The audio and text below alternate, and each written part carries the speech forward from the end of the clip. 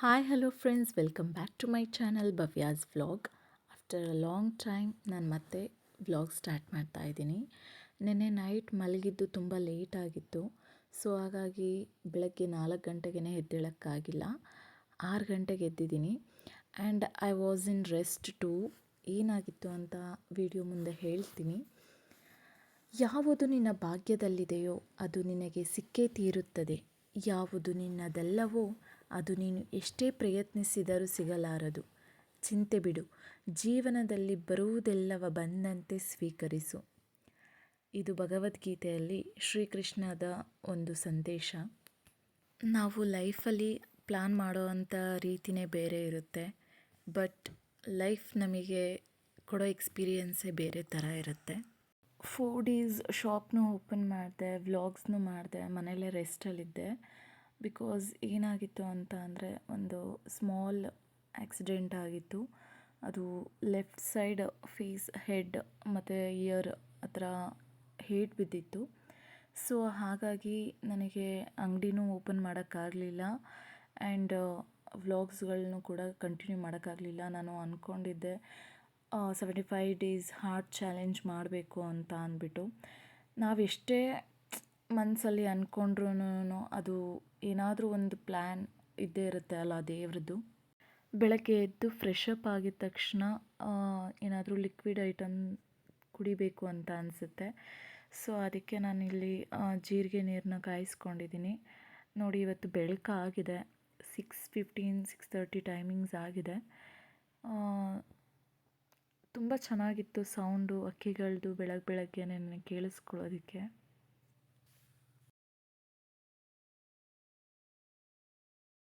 ನಾನಿರೋ native place ಬಂದು ಹಾಸನ್.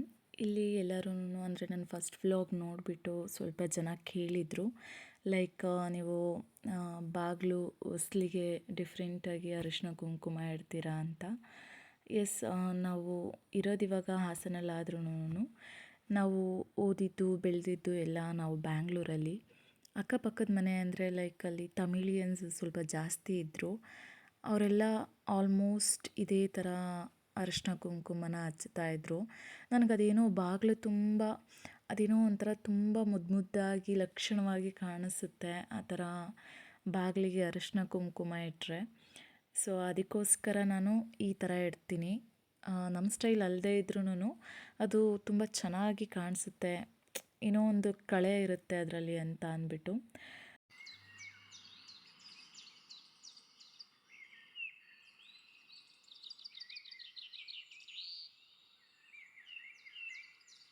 ಒಂದು ವ್ಯಕ್ತಿ ನಮ್ಮ ಜೊತೇಲಿದ್ದಾಗ ನಾವು ಅವ್ರನ್ನ ಜಾಸ್ತಿ ಮಿಸ್ ಮಾಡ್ಕೊಳ್ಳಲ್ಲ, ಬಟ್ ಆ ವ್ಯಕ್ತಿ ನಮ್ಮ ಜೊತೇಲಿ ಇಲ್ಲ ಅಂದಾಗಲೇ ನಾವು ಅವರನ್ನು ತುಂಬ ಮಿಸ್ ಮಾಡ್ಕೊಳ್ಳೋದು. ಯಾಕೆ ಹೇಳ್ತಾ ಇದ್ದೀನಿ ಅಂದರೆ, ಈಗ ರೀಸೆಂಟಾಗಿ ನಮ್ಮ ಅಜ್ಜಿ ಎಕ್ಸ್ಪೈರ್ ಆದರು.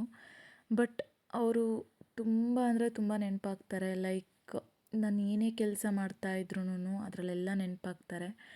ಯಾಕೆ ಹೇಳ್ತಾ ಇದ್ದೀನಿ ಮಾತು ಅಂದರೆ, ಯಾವಾಗಲೂ ನಮ್ಮ ಅಜ್ಜಿ ಹೇಳ್ತಾಯಿದ್ರು, ಬೆಳಗ್ಗೆ ಎದ್ದ ತಕ್ಷಣ ಬಾಗಿಲಿಗೆ ನೀರು ಹಾಕಿ ರಂಗೋಲಿಗೆ ಬಿಡಬೇಕು. ಯಾಕೆ ಅಂತ ಅಂದರೆ, ಯಮಧರ್ಮರಾಯನು ಕೂಡ ಆ ರಂಗೋಲಿ ದಾಟಿ ಮನೆ ಒಳಗಡೆ ಬರಲ್ಲ ಹೊಸ್ಲಿಂದ. ಈ ಥರ ಸಣ್ಣ ಪುಟ್ಟ ಕಥೆ ಎಲ್ಲ ಹೇಳ್ತಾಯಿದ್ರು. ಲೈಕ್ ಮಲಗುವಾಗ ಇಲ್ಲ ಅವ್ರು ಏನೇ ಒಂದು ಕೆಲಸ ಮಾಡುವಾಗ ಆ ಥರ ಕಥೆ ಎಲ್ಲ ಹೇಳ್ತಾ ಇರೋರು. ಅದೆಲ್ಲ ನಮಗೆ ಏನೇ ಒಂದು ಕೆಲಸ ಮಾಡ್ತಾಯಿದ್ರು ಅದು ಅವರೇ ನೆನಪಾಗ್ತಾರೆ. Really I am missing her so much. ಮಕ್ಕಳನ್ನ ನೋಡ್ಕೊಳ್ಳೋದ್ರಿಂದ ಹಿಡ್ದು ನಮ್ಮನ್ನು ನೋಡ್ಕೊಂಡಿದ್ದು ತುಂಬ ಗ್ರೇಟ್ ಸೋಲ್ ಅಂತಲೇ ಹೇಳ್ಬೋದು ಆಕೆನ. ಅಜ್ಜಿದಿರು ಹೇಳೋ ಕಥೆಗಳು ನಿಜನೋ ಇಲ್ಲ ಸುಳ್ಳೋ ಅದಂತೂ ನಮಗೆ ನಂಬಿಕೆ ಇರಲ್ಲ. ಬಟ್ ಅವ್ರು ಹೇಳೋ ಕಥೆಗಳು ಅವರಿಲ್ಲ ಅಂದ್ರೂ ಕೂಡ ನಮ್ಮಲ್ಲಿ ಮೆಮೊರಿಯಾಗಿ ನೆನಪಾಗಿ ಉಳ್ಕೊಳ್ಳುತ್ತೆ, ಅದಂತೂ ನಿಜ. ಯಾರ್ಯಾರಿಗೆಲ್ಲ ನಿಮ್ಮ ಅಜ್ಜಿ ಕಥೆಗಳು ಗೊತ್ತು ಕಮೆಂಟ್ ಮಾಡಿ ಹೇಳಿ. ನನಗೆ ಈ ಥರ ಏಟಾಗಿದೆ ಅಂತ ಅಂದ್ಬಿಟ್ಟು ಶ್ರೈನ ಸ್ಕೂಲಿಗೆ ಕಳ್ಸೋಕ್ಕಾಗಲ್ಲ, ಬೇಗ ಎದ್ದೇಳೋಕ್ಕಾಗಲ್ಲ, ನನ್ನ ಕೈಲಿ ಏನೂ ಮಾಡ್ಕೊಳಕ್ಕಾಗಲ್ಲ ಅಂತ ಅಂದ್ಬಿಟ್ಟು ಅಪ್ಪ ಕರ್ಕೊಂಡು ಹೋಗಿದ್ದಾರೆ ಊರಿಗೆ ಶ್ರೈನ. ಸೊ ಹಾಗಾಗಿ ಅವನಿಗೆ ಸ್ಕೂಲ್ ಮಿಸ್ ಮಾಡಿಸ್ತಾ ಇದ್ದೀನಿ. ಬಿಕಾಸ್ ಸ್ಕೂಲ್ ಯೂನಿಫಾರ್ಮ್ ಆಗಲಿ ಇಲ್ಲಾಂದರೆ ಡೇ ಬೈ ಡೇ ಅದು ಚೇಂಜ್ ಇರುತ್ತೆ ಆ್ಯಂಡ್ ಬುಕ್ಸ್ ಚೇಂಜ್ ಇರುತ್ತೆ ಆ್ಯಂಡ್ ಅಷ್ಟೊತ್ತಿಗೆ ಅವನ್ನ ರೆಡಿ ಮಾಡಬೇಕು. ಅಕ್ಕಂದು ಚಿಕ್ಕ ಮಗು ಅಮ್ಮನ ಹತ್ರನೇ ಇದೆ. ಅವಳು ಸ್ಟಡೀಸ್ಗೆ ಅಂತ ಬಿಟ್ಟೋಗಿರೋದ್ರಿಂದ ಹಾಗಾಗಿ ಅಮ್ಮನಿಗೆ ಎಲ್ಲ ಮ್ಯಾನೇಜ್ ಮಾಡೋಕ್ಕಾಗಲ್ಲ, ಸ್ಕೂಲಿಗೆ ಕಳ್ಸೋಕ್ಕಾಗಲ್ಲ ಅವನನ್ನು ಅಂತ ಅಂದ್ಬಿಟ್ಟು ಅಪ್ಪ ಕರ್ಕೊಂಡು ಹೋಗಿದ್ದಾರೆ. ಈಗ ನಮಗೆ ಏನು ಅನಿಸುತ್ತೆ ಅಂತ ಅಂದರೆ, ನಾವು ನಮ್ಮ ಅಜ್ಜಿ ಹತ್ರ ತೊಗೊಳ್ತಾ ಇದ್ದಿದ್ದು ಫೀಲ್, ಮೆಮೊರೀಸ್, ನಾವು ಸ್ಪೆಂಡ್ ಮಾಡ್ತಾ ಇದ್ದಿದ್ದು, ಈಗ ಶ್ರೇಯ್ಗೆ ನಮ್ಮ ಅಪ್ಪನ ಜೊತೆ ಸ್ಪೆಂಡ್ ಮಾಡ್ತಾ ಇರೋದು ಸಿಮಿಲರ್ ಅನಿಸುತ್ತೆ.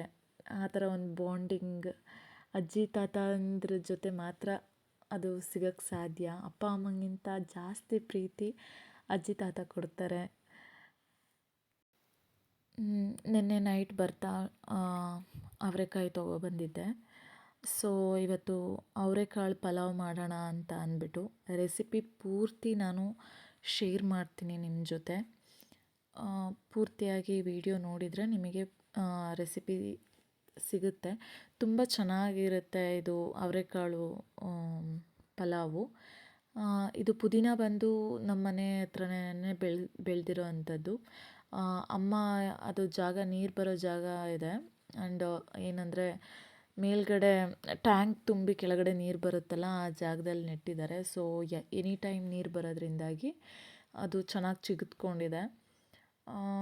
ಈ ಏಟು ಬಿದ್ದಾಗ್ಲಿಂದನೂ ಡಾಕ್ಟರ್ ಏನು ಹೇಳಿದರು, ಹೈಸ್ ಇಟ್ಕೊಂಡ್ರೆ ಸ್ವಲ್ಪ ಊದಿರೋದು ಕಡಿಮೆ ಆಗುತ್ತೆ ಅಂತ ಹೇಳಿದರು.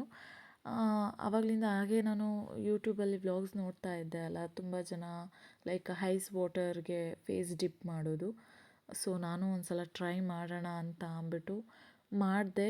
ಆ್ಯಂಡ್ ಒಂದೇ ದಿನಕ್ಕೆ ಊತ ಎಲ್ಲ ಇಳಿದೋಯ್ತು. ಲೈಕ್ ಅಂದರೆ ಅದಾಗಿ 2 ದಿನ ಆದಮೇಲೆ ನಾನು ಐಸ್ ವಾಟರಲ್ಲಿ ಇಟ್ಟಿದ್ದು ಫೇಸ್ನ, ತುಂಬ ಬೇಗ ಕ್ಯೂರ್ ಆಯಿತು ಅನ್ನಿಸ್ತು. ಸೊ ಹಾಗಾಗಿ ಅದನ್ನು ನಾನು ಡೈಲಿ ರುಟೀನ್ ಮಾಡ್ಕೊಳ್ಳೋಣ ಅಂತ ಅಂದ್ಕೊಂಡಿದ್ದೀನಿ. ಇತ್ತೀಚೆಗೆ ಬರ್ತಾ ಬರ್ತಾ ನಾನು ಕಾಫಿ ಟೀಗೆ ಅಡಿಕ್ಟ್ ಆಗ್ತಾ ಇದ್ದೀನಿ. ಈ ಮಸಾಲ ಪೌಡರ್ ಮಾಡ್ಕೊಂಡಿದ್ದೀನಿ ನಾನು. ಇದು ಅದೇನೋ ನನಗೆ ಗೊತ್ತಿಲ್ಲ, ಇದು ಫ್ಲೇವರ್ ತುಂಬ ಇಷ್ಟ ಆಗುತ್ತೆ. ಇದಕ್ಕೆ ನಾನು ಏಲಕ್ಕಿ, ಬ್ಲ್ಯಾಕ್ ಕಾರ್ಡಮಮ್, ಜೀರಿಗೆ, ಲವಂಗ, ಚಕ್ಕೆ ಈ ಥರದ್ದೆಲ್ಲ ಹಾಕಿ ರಫಾಗಿ ಕುಟ್ಕೊಂಡಿದ್ದೀನಿ. ಜಾಸ್ತಿ ಹಾಕೋಕ್ಕೆ ಹೋಗಲ್ಲ, ಲೈಕ್ ಒಂದು ಚಿಂಟಿ, ಒಂದು ಫ್ಲೇವರ್ಗೋಸ್ಕರ. ಅದೇನೋ ಆ ಫ್ಲೇವರ್ ನನಗೆ ತುಂಬ ಇಷ್ಟ ಆಗುತ್ತೆ. ಸೊ ಹಾಗಾಗಿ ಈ ಮಂತ್ ಫೆಬ್ 8 ಮಕ್ಕಳದ್ದು ಬರ್ಡೇ ಇದೆ, ಸೆಲೆಬ್ರೇಟ್ ಮಾಡಬೇಕು ಅಂತ ತುಂಬ ಆಸೆ. ಹೋದ ವರ್ಷ ಇಲ್ಲೇ ಮಾಡಿದ್ದೆ ನಾನು ಅಮ್ಮವ್ರ ಮನೆಯಲ್ಲೇನೆ. ಬಟ್ ಈ ವರ್ಷ ಅವರು ಕಳಿಸಲ್ಲ ಅಂತ ಹೇಳ್ತಾ ಇದ್ರು, ಅಲ್ಲೇ ಮಾಡಬೇಕು ಬಂದು ಅಂತ ಅಂದ್ಬಿಟ್ಟು. ನನಗೆ ಅಲ್ಲಿಗೆ ಹೋಗೋದಕ್ಕೆ ಅಷ್ಟು ಟೈಮ್ ಇಲ್ಲ. ಯಾಕೆ ಅಂದರೆ 4-5 ಡೇಸ್ ಗ್ಯಾಪ್ ಆಗಿರೋದ್ರಿಂದಾಗಿ ತುಂಬ ಬಟ್ಟೆ ಇದ್ದಾವೆ. ಆ್ಯಂಡ್ ನಾನು ಇನ್ನೂ ಫುಲ್ಲು ಕ್ಯೂರ್ ಕೂಡ ಆಗಿಲ್ಲ, ರೆಸ್ಟ್ ಕೂಡ ಸಿಕ್ಕಿಲ್ಲ ನನಗೆ. ಅದ್ರ ಬಗ್ಗೆ ಇನ್ನೂ ಚೆನ್ನಾಗಿ ಯೋಚನೆ ಮಾಡಬೇಕು. ಸೊ ಇವಾಗ ಪಲಾವ್ಗೆ ನಾನು ಏನೇನು ಹಾಕ್ಕೊಳ್ತಾ ಇದ್ದೀನಿ ಅಂತ ತೋರಿಸ್ತೀನಿ. ಒಂದು ಹಿಡಿಯಷ್ಟು ಪುದೀನ, ಒಂದು ಹಿಡಿ ಕೊತ್ತಂಬರಿ ಸೊಪ್ಪು, ಒಂದು ಸ್ವಲ್ಪ ಮೆಂತ್ಯ ಕಡ್ಡಿ, ಆ್ಯಂಡ್ ಒಂದು 4-5 ಎಸ್ಲು ಬೆಳ್ಳುಳ್ಳಿ, ಒಂಚೂರು ಶುಂಠಿ, 1-2 ಹಸಿರು ಮೆಣಸಿನ್ಕಾಯಿ, ಇದನ್ನು ಹಾಕಿಬಿಟ್ಟು ರುಬ್ಕೊಳ್ತೀನಿ, ಪೇಸ್ಟ್ ಮಾಡ್ಕೊಳ್ತೀನಿ. ನೆಕ್ಸ್ಟ್ ಒಂದು ಬಾಣಲಿಗೆ 1-2 ಸ್ಪೂನ್ ತುಪ್ಪ, ಎಣ್ಣೆ, ಅದಕ್ಕೆ ಮಸಾಲ ಐಟಮ್ಸ್, ಪಲಾವ್ ಐಟಮ್ಸ್ ಏನೇನಿದೆ, ಅನಾನಸು, ಪತ್ರೆ, ಮರಾಠಿ ಮೊಗ್ಗು, ಪಲಾವ್ ಎಲೆ, ಏಲಕ್ಕಿ, ಜೀರಿಗೆ, ಸೋಂಪು ಇದನ್ನೆಲ್ಲ ಹಾಕ್ಕೊಂಡಿದ್ದೀನಿ. ನೆಕ್ಸ್ಟ್ ಇದಕ್ಕೆ ನಾನು ಅವರೆಕಾಳು ಹಿಡ್ದಿಟ್ಕೊಂಡಿರೋ ಅವರೆಕಾಳನ್ನ ಫ್ರೈ ಮಾಡ್ಕೊಳ್ತೀನಿ, ಚೆನ್ನಾಗಿ ಫ್ರೈ ಮಾಡ್ಕೊಳ್ತೀನಿ. ಸೊ ಹಸಿ ವಾಸನೆ ಬರೋಲ್ಲ, ಎಣ್ಣೆಯಲ್ಲಿ ಚೆನ್ನಾಗಿ ಫ್ರೈ ಮಾಡಬೇಕು. ಹಸಿ ವಾಸನೆ ಬರೋವಂತಹ ಐಟಮ್ಸ್ಗಳನ್ನ ನಾವು ಎಣ್ಣೆಯಲ್ಲಿ ಚೆನ್ನಾಗಿ ಫ್ರೈ ಮಾಡ್ಕೋಬೇಕು. ನೆಕ್ಸ್ಟ್ ಅದು ಫ್ರೈ ಮಾಡ್ಕೊಂಡಾದಮೇಲೆ ನಾನು ಈರುಳ್ಳಿನ ಸೇರಿಸ್ಕೊಳ್ತಾ ಇದ್ದೀನಿ. ಈರುಳ್ಳಿನೂ ಕೂಡ ತುಂಬ ಚೆನ್ನಾಗಿ ಗೋಲ್ಡನ್ ಬ್ರೌನ್ ಕಲರ್ ಬರೋವರೆಗೂ ಫ್ರೈ ಮಾಡ್ಕೊಳ್ತೀನಿ. ನೆಕ್ಸ್ಟ್ ಇದಕ್ಕೆ ನಾನು ಪ್ಯೂರಿ ಹಾಕ್ಕೊಳ್ತಾ ಇದ್ದೀನಿ. ಅದೇ ನಾನು ಕೊತ್ತಂಬರಿ ಸೊಪ್ಪು, ಪುದೀನ ಸೊಪ್ಪು ರುಬ್ಬಿಟ್ಕೊಂಡಿದ್ನಲ್ಲ, ಆ ಪ್ಯೂರಿನ ಹಾಕ್ಕೊಳ್ತಾ ಇದ್ದೀನಿ. ನಾನು ಸ್ವಲ್ಪ ಜಾಸ್ತಿನೇ ನೀರು ಹಾಕ್ಕೊಂಡಿದ್ದೆ, ರುಬ್ತಾ ಇರಲಿಲ್ಲ ನೈಸಾಗೆ ಅಂತ ಅಂದ್ಬಿಟ್ಟು ಮಿಸ್ಸಾಗಿ ಸ್ವಲ್ಪ ಜಾಸ್ತಿ ನೀರಾಯಿತು. ಬಟ್ ನಾನು ಆ ನೀರು ಪೂರ್ತಿ ಕರಗೋವರೆಗೂ, ಇಂಗೋವರೆಗೂ ಇಲ್ಲಿ ನಾನು ಅದನ್ನು ಲೋ ಫ್ಲೇಮ್ ಇಟ್ಟು ನಾನು ಚೆನ್ನಾಗಿ ಅವಾಗವಾಗ ಆಡಿಸ್ಕೊಂಡು ಇಲ್ಲಿ ಪೇಸ್ಟ್ ನೀರಿನ ಅಂಶ ಎಲ್ಲ ಹೋಗೋವರೆಗೂ ಫ್ರೈ ಮಾಡಿಕೊಂಡು ನೆಕ್ಸ್ಟ್ ಇದಕ್ಕೆ ನಾನು ತರಕಾರಿ ಹಾಕ್ಕೊಳ್ತಾ ಇದ್ದೀನಿ. ಬೀನ್ಸ್, ಕ್ಯಾರೆಟ್ ಮತ್ತು ಕ್ಯಾಪ್ಸಿಕಮ್ ಮತ್ತು ಆಲೂಗೆಡ್ಡೆ ತೊಗೊಳ್ತಾ ಇದ್ದೀನಿ.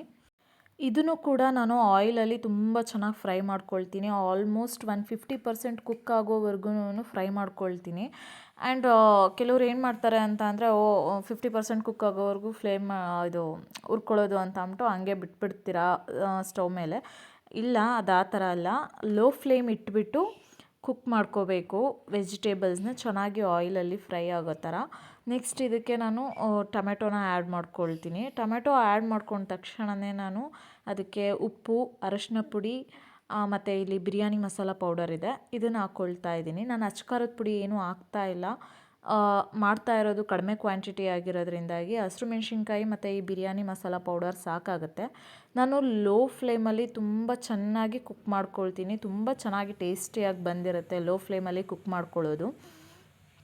ಲೋ ಫ್ಲೇಮಲ್ಲಿ ಕುಕ್ ಮಾಡೋದು ತುಂಬ ಲೇಟ್ ಕೂಡ ಆಗುತ್ತೆ. ಬಟ್ ನಾನು ಅದೇ ಟೈಮಲ್ಲಿ ಬೇರೆ ಎಲ್ಲ ಕೆಲಸಗಳನ್ನೂ ಮಾಡ್ಕೊಳ್ತಾ ಇರ್ತೀನಿ. ಲೈಕ್ ಪಾತ್ರೆ ತೊಳ್ಕೊಳ್ಳೋದು, ಕ್ಲೀನ್ ಮಾಡ್ಕೊಳ್ಳೋದು ಎಲ್ಲನೂ ಆ ಟೈಮಲ್ಲಿ ಮಾಡ್ಕೊಳ್ತಾ ಇರ್ತೀನಿ. ಲೈಕ್ ಲೋ ಫ್ಲೇಮ್ ಇಟ್ಬಿಟ್ಟು ಲಿಡ್ ಕ್ಲೋಸ್ ಮಾಡಿ ನನ್ನ ಕೆಲಸ ನಾನು ಮಾಡ್ಕೊಳ್ತೀನಿ.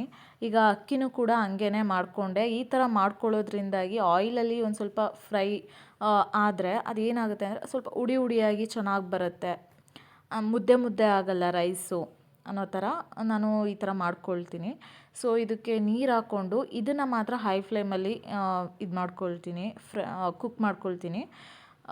ಏಕೆಂದರೆ ಮುಳ್ಳಕ್ಕಿ ಅನ್ನ ಆಗಿಬಿಡುತ್ತೆ ಲೋ ಫ್ಲೇಮಲ್ಲಿ ಇಟ್ಟರೆ. ಇದನ್ನು ಹೈ ಫ್ಲೇಮಲ್ಲಿಟ್ಟು ಚೆನ್ನಾಗಿ ಇದು ಮಾಡ್ತೀನಿ. ನೋಡಿ 75% ಕುಕ್ ಆಗಿದೆ. ಇಂಥ ಟೈಮಲ್ಲಿ ನಾನು ಅದರದ್ದು ಟೇಸ್ಟ್ ನೋಡ್ತೀನಿ. ಲೈಕ್ ಉಪ್ಪು ಖಾರ ಎಲ್ಲ ಕರೆಕ್ಟಾಗಿದೆಯಾ ಅಂತ ಅಂದ್ಬಿಟ್ಟು. ಒಂದು ಸ್ವಲ್ಪ ಉಪ್ಪು ಕಡಿಮೆ ಇತ್ತು ಅನ್ನಿಸ್ತು. ಸೊ ಉಪ್ಪು ಹಾಕ್ಬಿಟ್ಟು ಅದಕ್ಕೆ ಫೈನಲಾಗಿ ನಾನು ತುಪ್ಪನ ಹಾಕ್ಕೊಂಡೆ. ಇದೇ ಟೈಮಲ್ಲಿ ಅದು ಲೋ ಫ್ಲೇಮ್ ಅಂದರೆ ಈಗ 75% ಕುಕ್ ಆದಮೇಲೆ ನಾನು ಏನು ಮಾಡ್ತೀನಿ ಅಂದರೆ ಫುಲ್ ಲೋ ಫ್ಲೇಮ್ ಮಾಡಿಬಿಟ್ಟು ಲಿಡ್ ಕ್ಲೋಸ್ ಮಾಡ್ತೀನಿ.